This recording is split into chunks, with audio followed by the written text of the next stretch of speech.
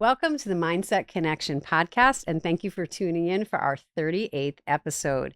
If you are new to us, welcome. We are your hosts, Jennifer Clearwaters and Cindy O'Connell. And in every episode, we are showcasing amazing people doing extraordinary things in the fields of health and wellness and well-being.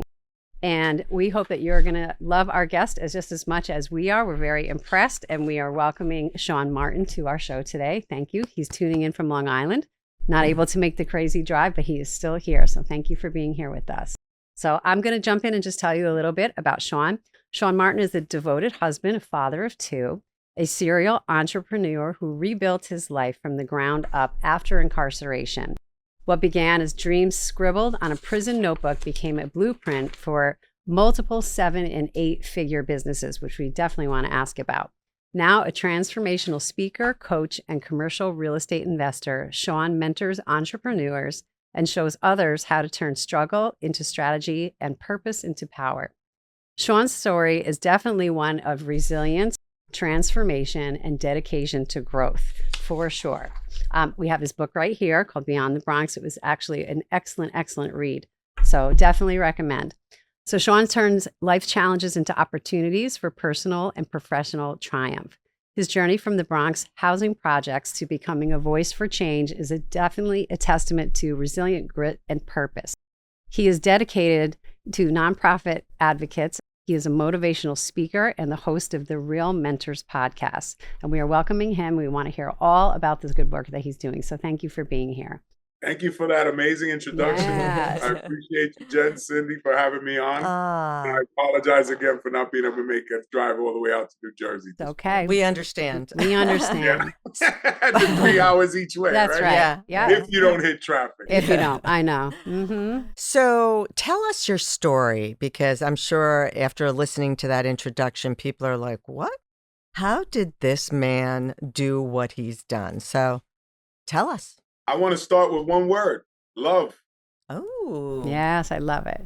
The love of my mother, and then belief. She instilled both of those things in me very early on. Love, as any mother who's healthy loves their child. She was an only mom, or a single mom, I should say. I was an only child for 13 years, so I was the recipient of all the love that she had to give. And the big lesson that I learned early on in terms of belief was, if you think you can, you can. If you think you can't, you can't. Either way, you're right.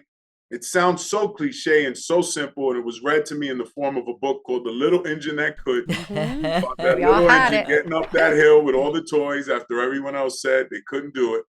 And that stuck. I mean, I didn't know it at the time, and I've been through the ringer, quite a few times, sometimes of my own making, sometimes life just lifing. But that belief and that love has always kept me going. So I was born in the late 70s in a housing project in the Bronx, Parkside Projects more specifically. So it was a colorful upbringing. We had community, but we also had chaos. We had crack cocaine as, the 80s closed out into the 90s, which presented its own challenges. But my mother got up and worked every day for a living. So I got to see what a work ethic looked like. And on the flip side, I got to see what generational welfare recipients looked like. But thankfully, I leaned into the former and not the latter. And I was able to go out there and just not give up on myself. So, Sean, one of the first things you said is it's simple. And it's so funny because, I'm a meditation teacher and I call myself a white witch. And I have been writing down it's simple, because it is. It's just that we just complicate things. So literally, I wrote 2 thank you notes and I wrote, it's simple. Be grateful, be present. And you're saying this, I'm like, I have chills. I know. I have goosebumps myself. And I think we have to dig into that. It's only simple when the distractions are at a minimum, or you're aware that they are distractions. And I also think it's only simple when you've reached some pinnacle, or not pinnacle, but some level of peace or desire for peace. And unfortunately, we don't realize the pull that childhood has on us. So despite the love and the belief that was instilled in me, I'd be remiss not to say that there was dysfunction and there was drugs and there was alcohol. I've chosen in my older life not to focus on those things, but I also realized through therapy that they still have a hell of a pull on me. So it is simple, but it is not simple to get to the place where you can actually view it as such. It's No. hard work. You have to do right? hard work. Hard work. But yeah, you have to do the work and you have to go through life. And hopefully you get a good head start and your parents are able to instill some sort of value system that is cohesive with those two things, you know, peace, love, and simplicity. But unfortunately, life is life, and rarely are people given that opportunity, especially in the space of entrepreneurship. I find it very rare that entrepreneurs come from safe homes, or, you know, we thrive in chaos. Mm-hmm. And much of the times we come from homes that provide that chaos for us. Yes. And I'm sure both of you know that we're all running a program. Many of us, unbeknownst to us, are running that program, and it was downloaded on us as children. And we're just completely unaware of it. So the simplicity, just to go full circle, only comes through all of those things. And usually later in life for most people, Yes. 40s, sometimes 50s, there's this awakening because you have this itch, this desire for more that you've always had. But I guess you just reach a point where you've had enough, you want to Exactly. find peace. And I think we're all at that space in our lives. And that's why when you search the algorithm, or the algorithm finds you when you're in the self-development space, it puts you in touch with people that are in that same mindset. And we all have our own strengths to add to that conversation.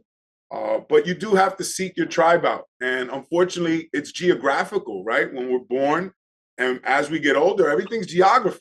It's who's next to you, who's around you. And it's not till you get resourceful, or you get that bug to start getting on a plane, or going to a mastermind or a seminar, or picking up a book that's completely outside of what you would have read when you were younger or provided to you by your caretakers, that you start to see that the world is bigger, that the thought process of the world is bigger, that what you know is only a fraction of what's available. Yeah. So I think we become students again later in life, but it's studies of our own desire, as opposed to the remedial classes that were put in, you know, private or public, Exactly. So, as children. yeah. And, I know I told you I'm a New York girl. I worked in New York City public schools. I was That's an right. ESL teacher, and, probably 95% of my students were not from this country. And this is Yeah. where I have a question for you. You, with the way that you grew up too. I sometimes would have my students say that, like, someone achieving what you've achieved is not for them. It's not in the cards. Like, they Yeah. wouldn't have a way to do that. They wouldn't have the means to do that. They wouldn't have the education to do that. And so you, as an example, what would your advice be? Like, maybe you can talk to us about how you developed your businesses and how you went from the Bronx and your upbringing to being so successful. And what advice would you give to someone like my students who are thinking, well, I could never be like him? Get away from where you come from. Mm-hmm. The first opportunity that presented itself in my life, I was a good student because I had natural abilities. I was pretty smart. My mother always talked to me as a child, interacted with me. So people smarts, and they translated to book smarts.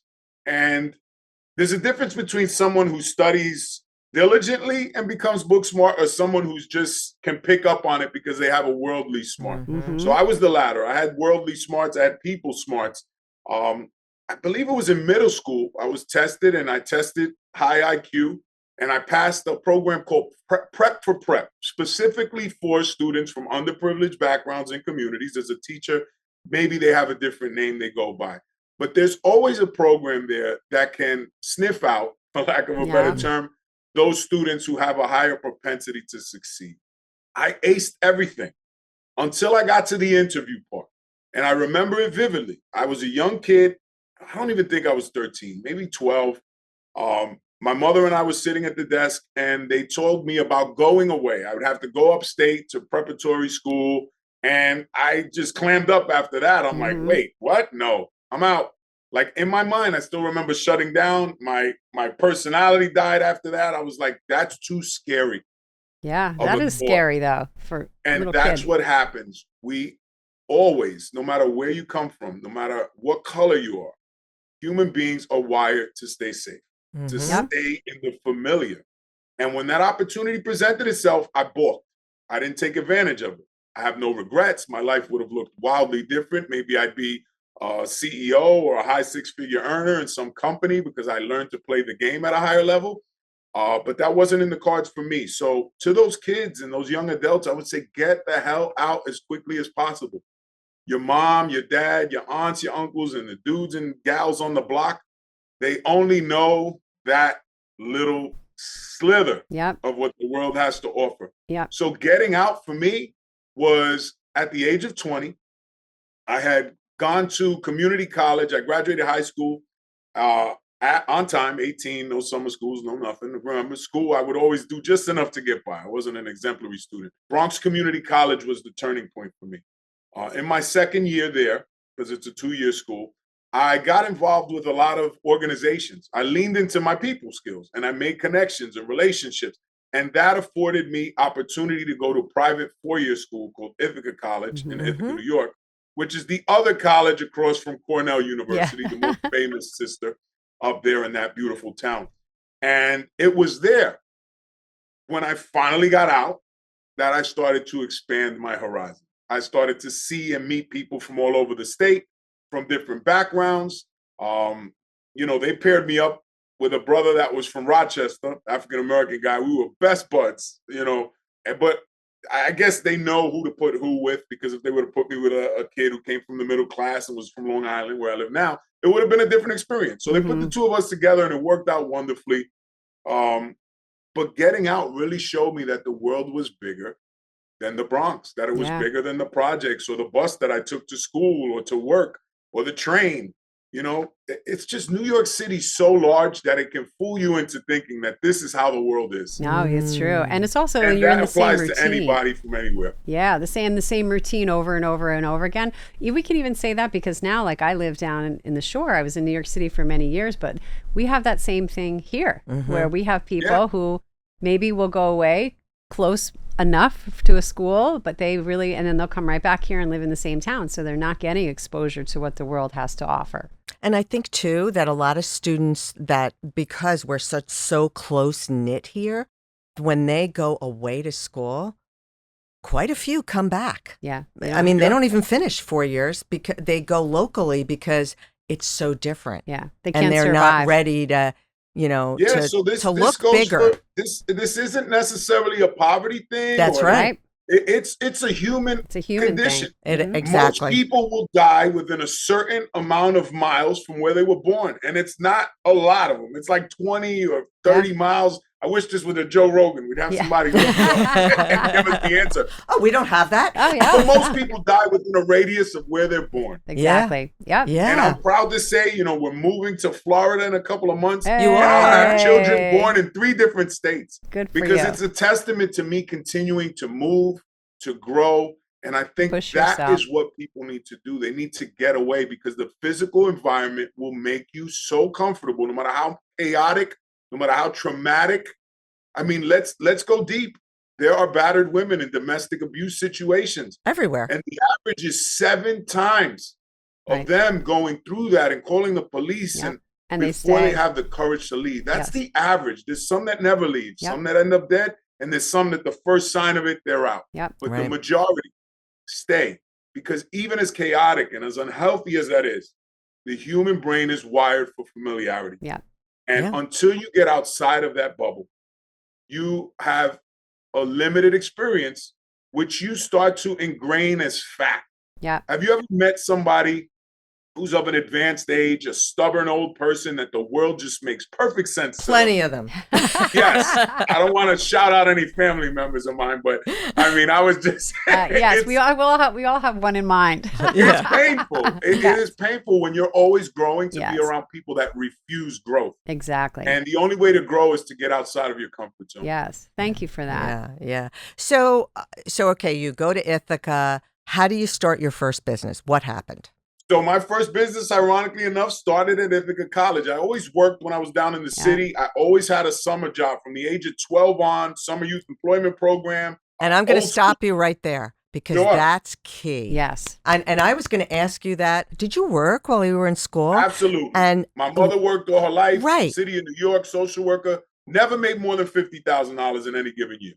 overtime and all. And learning to budget your time. That's when a kid is in school and they're also working or they're playing a sport or they're doing something, they're learning life skills because you have to learn how to budget time. Yep.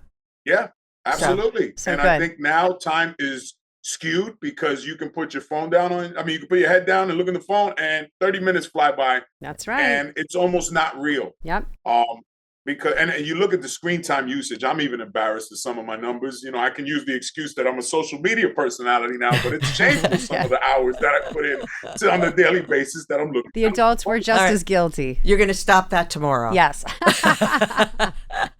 We're going to reduce. That's right. I don't like to lie. I actually try not to lie ever. Not intentionally. So I don't want to say yes to that one. Yeah. It does make you more distracted. It does. It makes you more distracted when you... And that's what we bring it back to the beginning of our conversation, right? It's only easy if you can minimize the distractions. That's right. And we see that people eat all into the media, the government politics, and it's such an excuse to not try. Yeah.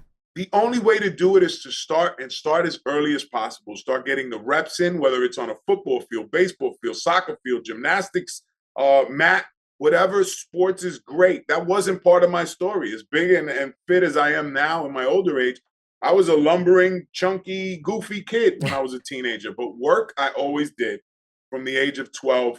And throughout college, I would go to school all day and work at night. Throughout high school, I would go to school throughout the day and work at night. So this was part of my routine. And I'm glad you pointed it out because until I started to go on this self-development journey, I didn't realize why I was successful. Yes. And work You and have a working work early. ethic. And another thing is sales. Yeah.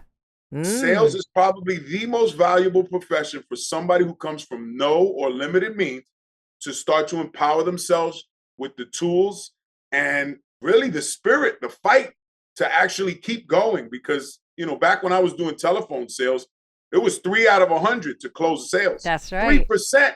You got to hear no 97 times out of 100 to keep going. That builds character. Yes, it does. does. So work started early for me. And then in Ithaca College is where I started my first business. And this is where the hustle came out. My Bronx roots, you know, in full shining mode. Yeah. I was a DJ on the radio there because they have a school of communication. They had a local radio station. And I was a disc jockey there back when we were still playing records and CDs. Yeah. And then we started doing party promotion. So we started doing nightclub promotions, and that was pretty fun to say the least. But I mean, we would pull crowds of 500 people at some events. So we were the guys up there, me and a couple of different people throughout the years. But then it spun into something a little more legit. After college, I didn't know what I want to do. I had an ex-girlfriend at the time, my first love that I was up there. So I didn't want to leave. She was a little younger. And I just hung out another year. And then I started doing marketing, but grassroots to the fullest. So a lot of these colleges have these takeout places in town. Yeah. And they need to promote, but they're not allowed to go on the college campus. So we were the vessel. So we started offering marketing services. I mean, we had flyers printed out professionally to market. All right, if you want us to hit, you know, this many people on this side. And then we were Ithaca College students. So that was easy. We would go to the dorms, put the menus under the door. Yeah. But then we even, you know, act as if, build the plane in the air. And I talk about it in the book. We started to promote Cornell University, which was much more buttoned up, harder for us to get around, didn't have access to the dorms. So we started recruiting kids from there to make extra money, and they would either give us access or at times we just press the doorbells to somebody. To see somebody came in. And we'd go put the flyers under the door in Cornell where we didn't have as much access. Yeah. So we hustled, man. We hustled, and that was the origins of me starting my own business. Obviously, you know, still a bit of a gray area there. Yeah, but again, you were willing to work hard at it. So it makes a difference. You know, we were willing to, by any means necessary, make shit happen. Yeah. Excuse my French. And you did. So, you know, you also talk that, like, that whole story's in the book. It's great how you detailed what you did at college, but you also talk a lot about in the book how you are a real advocate of nonprofit and people who are doing God's work and being of service, which is a big deal for Cindy and for me. So, you know, are there certain organizations that you are really driven to support, or is there any special mission that you have in mind? Yeah. I realized, and I wrote in that the black and white composition notebooks in that prison cell, that the secret to an amazing life was impacting as many lives as possible. Mm-hmm. Now, it took me another 15 some odd years to get into a position where that became my life mission, but I knew it early on. And I don't know how I knew it. Like, I can't go back and, where I wrote that and why I wrote that. Maybe it was something I read in a Tony Robbins or a Dalai Lama book or one of these great books I got to pick up in prison. But I knew that the secret to living was given. And right now, I'm president and chair of an organization called KR3Ts, Keep Rising to the Top, founded by a lady from Spanish Harlem, Violeta Galagarza, who was a choreographer and dancer. And she's been doing this for 36 years now. So I met her a couple years ago when I started on the mission, and we clicked immediately. And that's something close to my heart, because whoever feels sad when they're dancing, I know, whoever is negatively, you just can't. The two things don't exist. It's like gratitude. When you're in gratitude, you can't be sour. Exactly. And when you're dancing, you can't be sad. Yeah.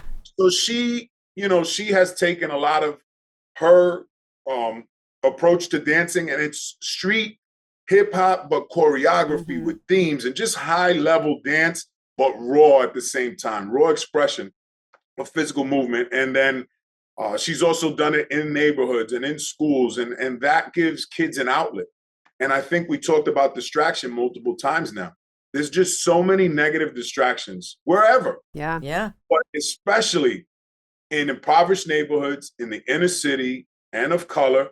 Let's face it, Spanish Harlem, East Harlem, West Harlem, and the South Bronx is about as bad as it gets in all of the United States of America, despite all the money that floats around New York. So this one definitely hit close to home, and I've been very involved with that organization.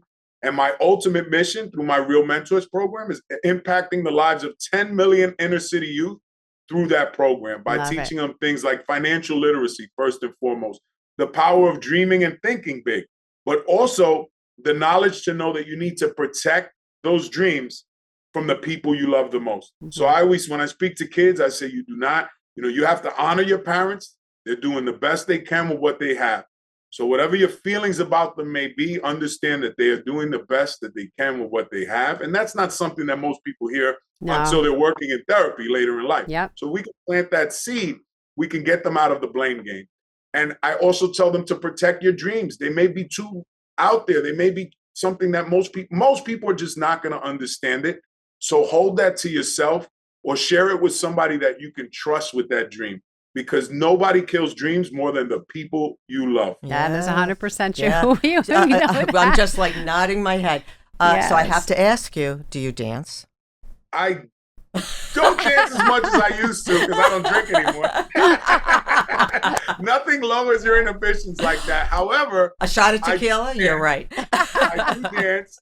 And I you're wearing headphones. And the coolest thing I realized, and I want to integrate this into my events in the future, is those silent dance parties. I did that once. It's hilarious. How fun. But it's so almost fun. like you go into your own world, because if it was just music, people would not be as inclined to dance. Right. But in that silent disco, what an amazing psychology experiment. Exactly. We were at all inclusive. And I mean, people from all over the States and the world and Europe for Christmas and New Year's and the DR and the resort.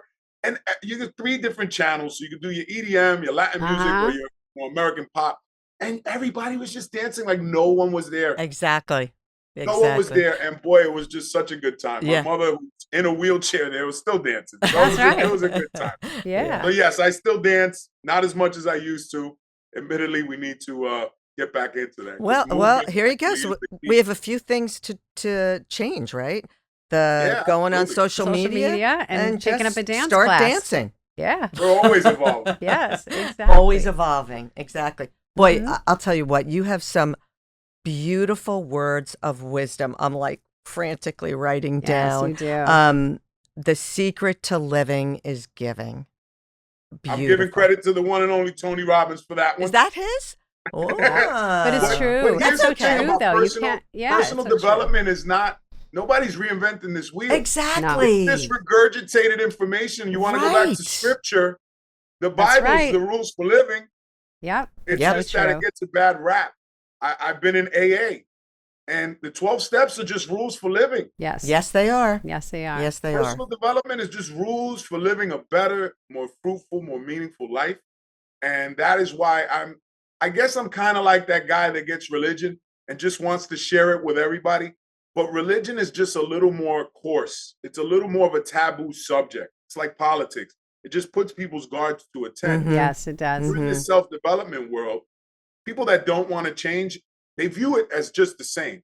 They view it as you getting religion. Oh, you're trying to preach to me now? Yep. No, I'm just telling you, you know the version of me that was unhappy and this and that and a drinker. And now there's this new version of me. And I just want to share that with the world. And I have a unique gift of speech and speaking. And you do. And beautiful energy. I would be wasting my life. If I didn't Exactly. And I think for all of us, Jen, yourself, and myself, it's an offering. I say to people, I'm offering this to you. I'm not preaching, I'm offering. Yeah. So it just takes a different kind of a feeling towards people. I'm not saying you have to do this.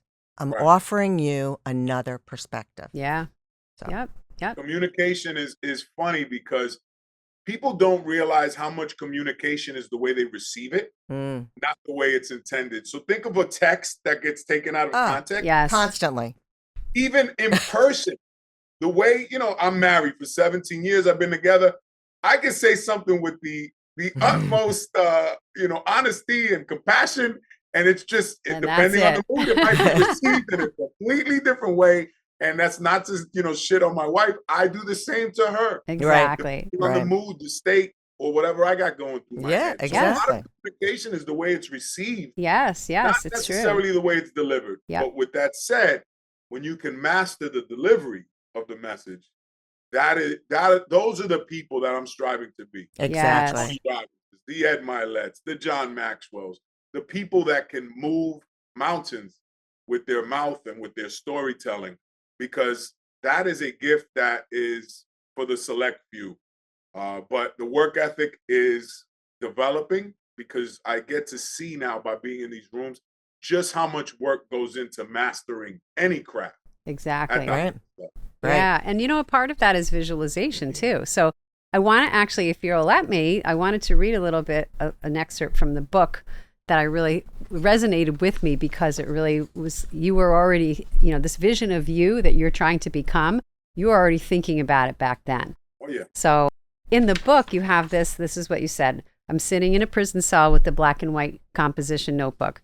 I had nothing but time and desperation. So I wrote about the life I wanted, the woman I'd marry, the children I'd have, the businesses I would build, the impact I would make. I wrote it all down, not because I believed it would happen, but because I had to believe something would change.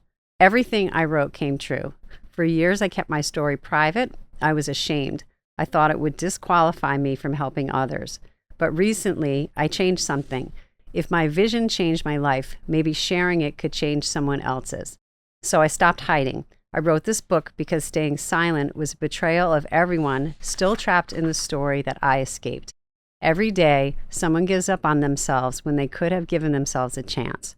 And that, to me, I just was thinking, you were already thinking about how I could have a better life and how I could give it then to pass it forward to someone else. So you were already like visualizing and journaling, which are very powerful tools. I'm a therapist in private practice, and I always laugh because everybody that works with me has a journal, and we have to journal, and we have to write things down. You are already doing that. So are these tools, as you're saying, as you want to move into these higher circles, are these things that you're still doing? Yeah, absolutely. I don't journal as meticulously as I used to. I'll be honest, let's work through an example here of how people create excuses. The first thing in my mouth was I have young kids, so I always race to the gym because that's my happy place. But you have to make time for it. That's right. Yes, and you do. Admittedly, all the things that I'm trying to accomplish, but more importantly, the actions I'm taking to facilitate that change, they do introduce challenges.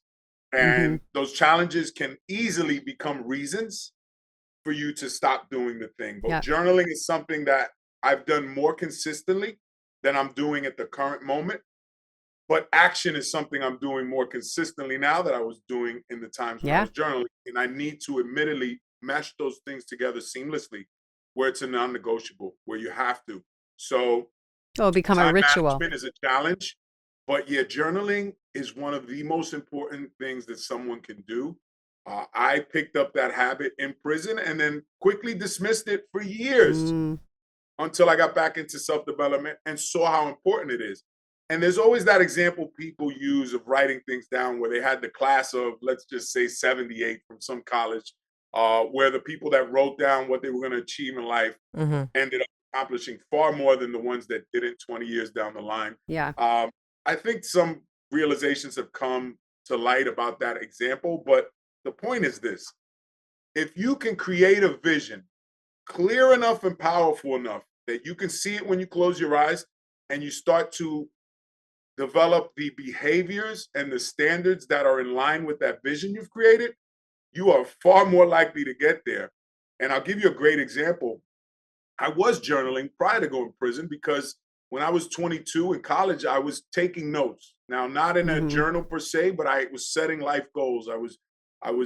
I remember writing, what would my life look like if I stopped drinking alcohol and smoking so much weed? Mm. And it Yeah. wasn't until I got sober 23 years later that I realized that that thought, that idea was planted 23 years Yeah. prior on a freaking legal yellow notepad where I tore it out and kept it.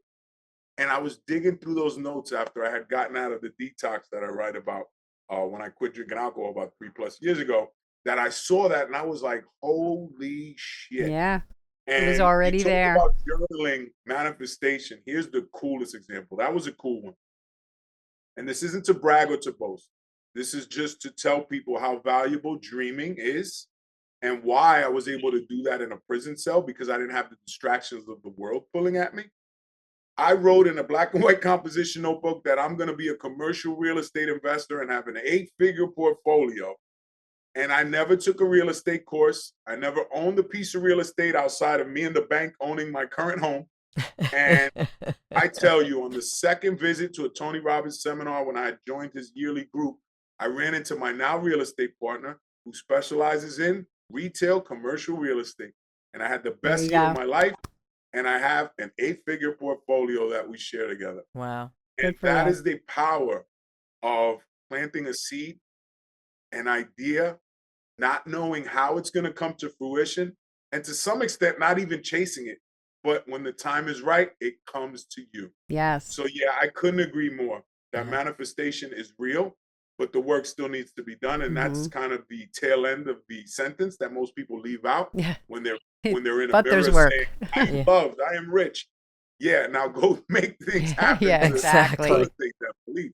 That's great. And Thank that's where you. most people get lost. It's like playing the lottery. Well, if I say it in a mirror every morning, it'll come true. Yeah.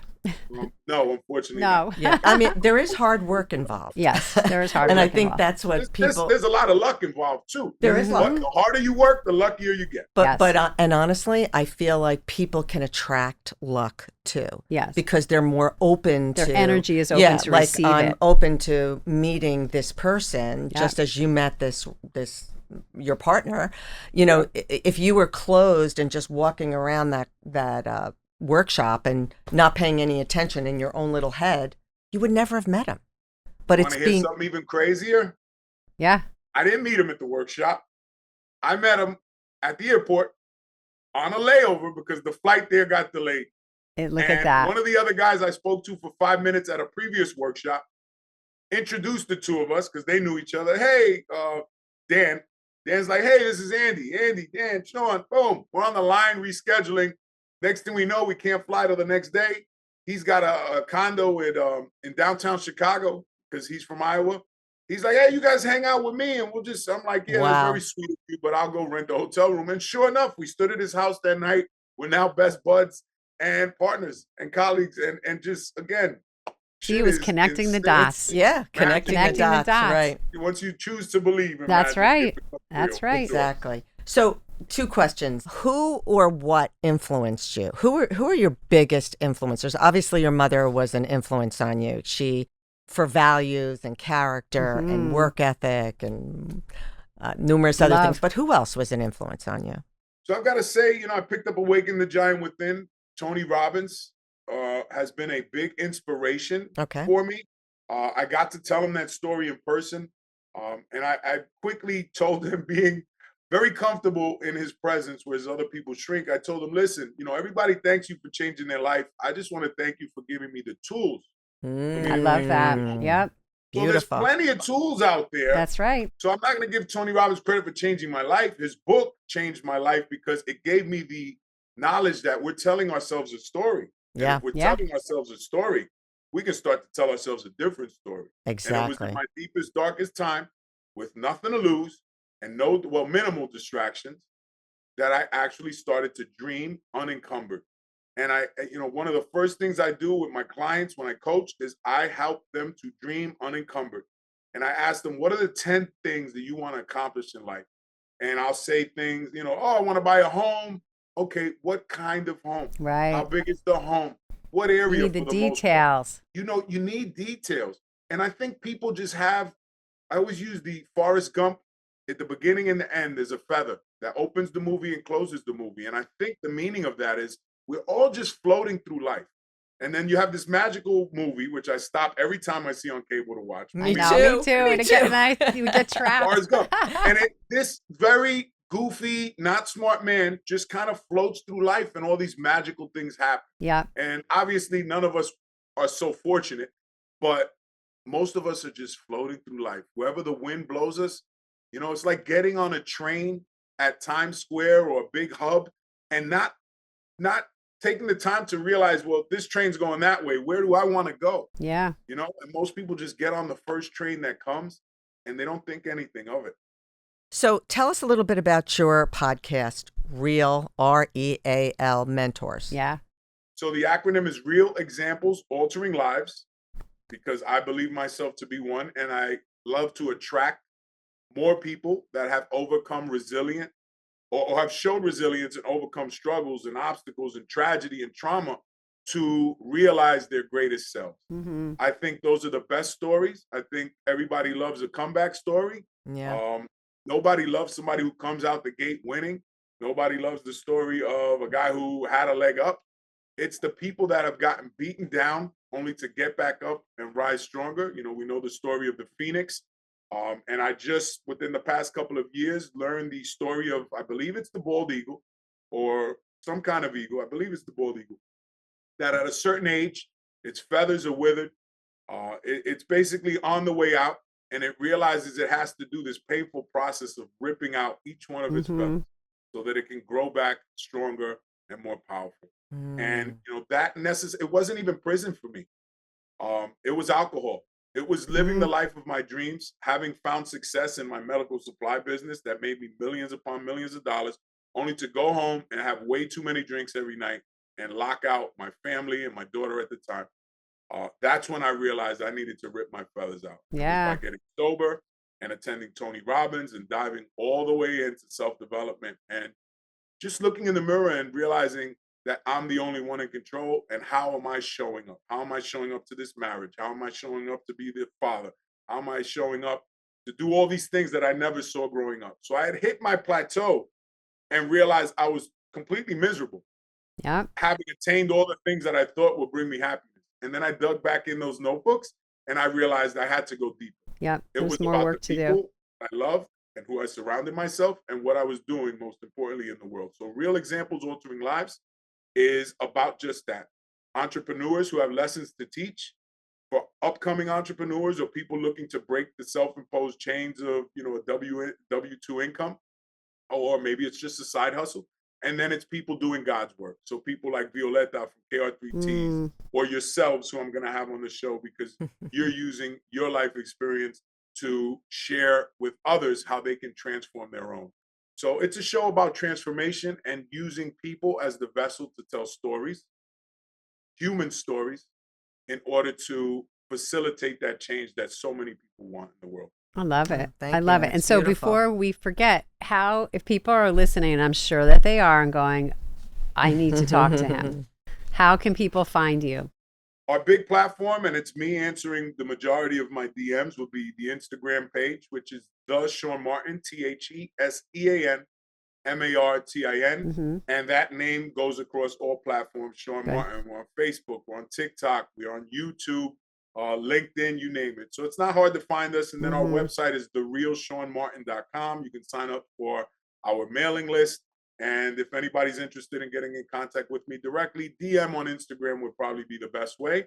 And we can set up a phone call. That's So, great. you know, I'm sure people are going Yeah. to be contacting you for sure. So these are some final questions that we ask every guest Yeah. on our podcast. They're from our book. Yes. Yeah. So how do you view failure?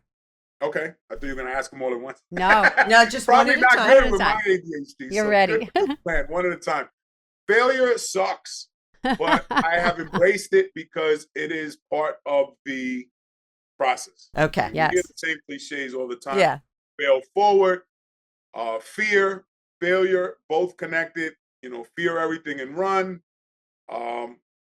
Or what is it? Something, everything, and rise. I don't necessarily use that acronym too often, but listen, just do it. You're gonna fail more than you succeed. Exactly. right. The bottom line.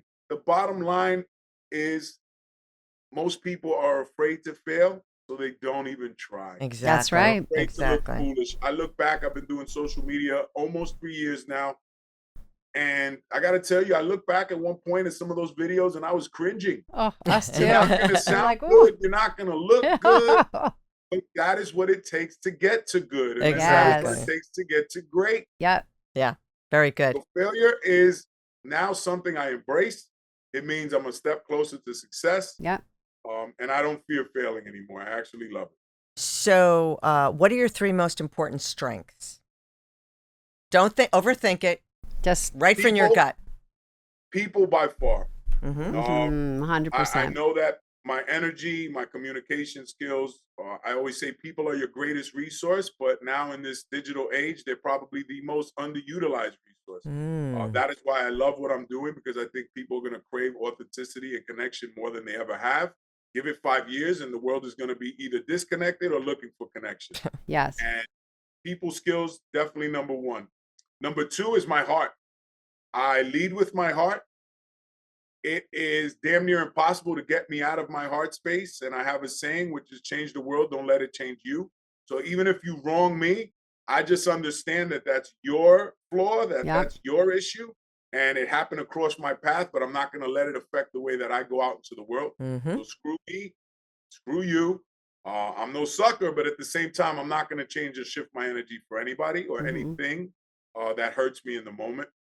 And then number 3 is the ability to dream, and to dream of things that scare the shit out of me, because I know that that's where true fulfillment lies. And that's what I've chosen to preach. And that's who I surround myself with. It's people that have or have accomplished so much more than I've even thought that I was capable of. Yeah. Okay. Yeah, Those are that's great. amazing. So these are actually from our book. Well, those are too, but is there something that you want to change? It's a yes or no In life. in life. Absolutely. Okay. Okay. Well, I'll take that as Yes, a yes. we'll take it as a I'll yes. Hold that thought. Yeah. What's holding you back? Self-imposed limits still.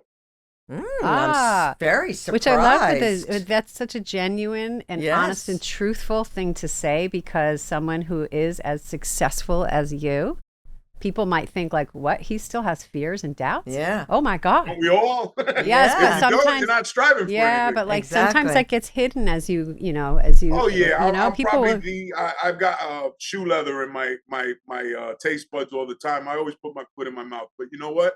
This is who I am. that's good. I'm honest to a fault. I'm human, and I dream big. So for me how? Okay, you get to a place where I know with absolute certainty that even my wildest dreams will be obtained. But I do know that they're still scary. I'm still going to doubt myself, but I still believe with absolute certainty that as long as I keep showing up and never give up, I will get to it. Yeah. Yeah. I love it. Those I two love it. things do not live mutually exclusively. Right. Yeah. They can go hand in hand. You can be scared and still strive for great things. Again, social media is full of shit, and the people preaching are full of shit. This a lot is of the true. times. Yes. But Yeah. I mean, come on, guys and gals. If you want to accomplish something great, it's got to scare you. Yeah. You've got to go into the uncharted territory. Now, you just know better. So even right now, I want to build out a coaching program and a speaking, a speaking career. I need to surround myself with the best. And that's why I've taken chances on myself. I've invested huge amounts of money to be next to Tony Robbins and Dean Graziosi and Pace Morby and Chad Willardson and all these amazing players in that space. Yeah. Because before I even start on this mission or make all the mistakes, I now have the blueprint for what the highest level of success looks like. And sure, that scares the shit out of me. I told Tony Robbins I was going to get in front of 100,000 people by the end of this year. But now I got to go live up to that. That's right. So you got to tell him. So well, thank you. That's awesome. What is one thing you can do to move yourself forward from that, something that you want to change? One thing. Just do it. Yeah. Build the plane in the air. Nike, free promotion, the best 3-word slogan created in the history of mankind. Just do it. Exactly. Yes. The only wrong way to do it is to not do something. To not do it. Exactly. Everybody's preparing. You cannot prepare. You need to just do it and get started, and the rest will figure itself out. Yeah. Now, there's dumb ways to do it, and that's a whole long conversation, but just get started. You'll start to learn what doesn't work so you can make the adjustments to start to do what does work. Yeah. Yep. Fair enough. And so what do you think is going to be next for you? I know you have to now talk in front of a huge group of people because you said you would. 100,000. What's the next thing that's up for you? We've got social media. So getting in front of 100,000 people is not that far-fetched. No. In person, no, because, that would take some great, huge crowds and very often. So what's next for me, I'm actually moving down to Florida, South Florida more specifically, from Long Island, New York, where I live now, because there's much more opportunity there. Not only is it a lifestyle change, and this last winter was like the good way to go. Back. We just came back from there. Yeah. I know, I just did too, and I'm going back this week, but we're moving down there because number one, the lifestyle change, the outdoor lifestyle, more active. Yes. Being cooped up in the 6 months, 5 months out of the year here in New York is just not conducive to what I'm trying to grow into. I need the reps, and I need it in a compounded form. So the busier I stay and the more work I do in a shorter amount of time, the quicker I'll get to my 10,000 hours of mastering the crafts that I'm chasing. Yes. So what's next for me is more transformational speaking. You're going to see the social media take a big pivot in the near future because I'm bringing on some very, very good people that are going to help me tailor that message to impact as many people, both in the entrepreneurial space through coaching, but also through the nonprofit space in terms of impacting young adults and planting these seeds of hope and change for them. Good. So you're going to see a lot more of that in the coming days. We're going to aim to do another book before the end of the year, The Money Mindset Movement, which helps people to change their money mindset. Because just like so many of the things that we talked about, money's an energy. Yes. And so many of us are fighting the tide when it comes to bringing that energy to us. We have conflicting values around what money is and what it does, but I've been able to see some great people do great things and love on their families and their wives healthily and still make huge sums of money. And as one of my mentors, Dean Graziosi, pulled me aside and said, you can write much bigger checks the more money you make. Because I was like, I've got to choose one or the other. I'm going to make impact or I'm going to make money.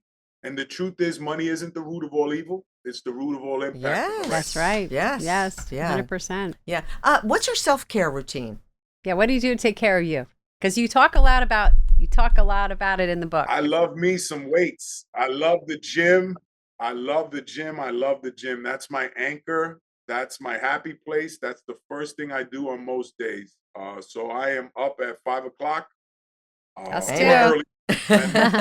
And we do some self-care in terms of drinking some water, taking our multivitamins, reading our message for the day or journaling, and then getting off to the gym. Sometimes we'll do some breath work. Sometimes we'll do some priming or some meditation. So I mix it up amongst those things, but I always take 10 to 15 minutes every morning to do one of those things, albeit journaling, meditating, breath work, priming, before I go out into the gym and then put in that hard work. So by the time I get home, protein shake, and then I take my daughter to school almost every day, which I did this morning, and almost every day at 8:30 before I'm off to the office and doing my. I love Very it. nice. So you're That's making the great. most of your mornings, Yeah. and you have these rituals that are And you get off for to you. a good start. Yeah. The hardest part of your day is out of the way. There's other things that I do. I don't know if you're familiar with float tanks, Yeah. which are basically Epsom salt in a containment, like sensory deprivation. I'll do that on occasion. IV treatments. I don't know if there's a placebo there. Again, this is America, and we have to be cognizant of the fact that there aren't many fail-safes to people introducing products and services and things that can enhance our life. But it's simple. Let's bring it back It here. is simple. But that Hydrate, morning routine Yeah. is key. move, Yep. love, Breathe. community, Yes. blue Yeah. zone living. It It's is. pretty It is. simple, and Yeah. it doesn't have to be for the rich or the wealthy. And I think many of the products that have taken center stage and will continue to take center stage as biohacks are things that only people with resources and money can afford. Yeah. And it deters the people at the bottom from thinking that they have access to the same thing. Yeah, Exactly. very true. Yeah. Not eating McDonald's versus eating, Whole Foods, just as powerful if you're not doing it. Yep. Going for a 30-minute walk if you're sedentary, just as powerful. Yes. So just get started. Yeah. Yes. Yeah. Yes. All So, right. one more thing. What's a takeaway that you would like people to know About life, about business, about whatever anything. comes to mind? lean into your humanity. Lean all the way into your humanity. We're faced with technology that is robbing us of the one thing that makes us human. And we will be further from our true selves. I think people have become so dependent on technology that the greatest resource that they have can be right in front of them, and they're not using it. At the end of the day, we all need to be connected to our fellow humans. It's what makes us human. Love, understanding, communication. And, I'm getting up in age. I've still got young children. My wife's currently pregnant, so we got another one on the way. And the only people that are going to be at my bedside when I'm dead or dying are the people that I love the most. Mm-hmm. So, people are and always will be your greatest resource. And part of me not feel sorry, but I really hope this next generation gets to tap into that before it's too late. Because I think more and more the future looks like just an android, like Yeah. a symbiotic version of a human intertwined with a robot.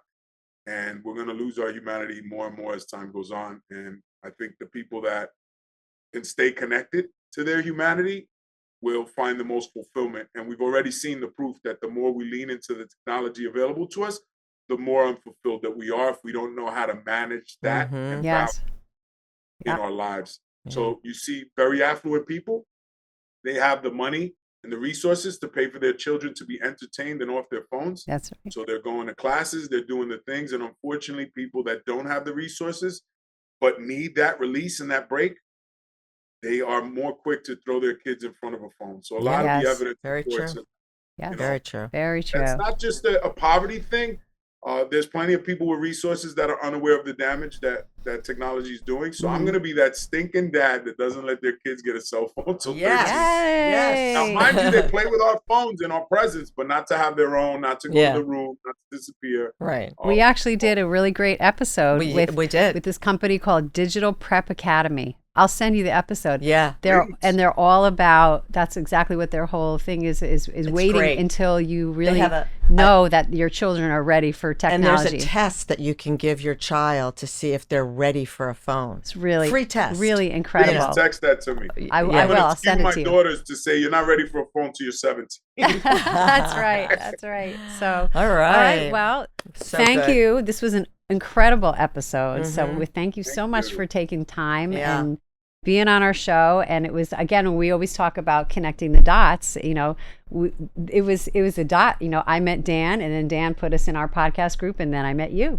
So it was like all meant to Dan be. through a gentleman that came on my show. He's a cool cat from the Bronx. He does like street interviews. He's a little more in the streets and hip hop and that community. So not even from this, but the energy was so great when I met him. And he had his own podcast. I said, bro, come on. And he invited me on his.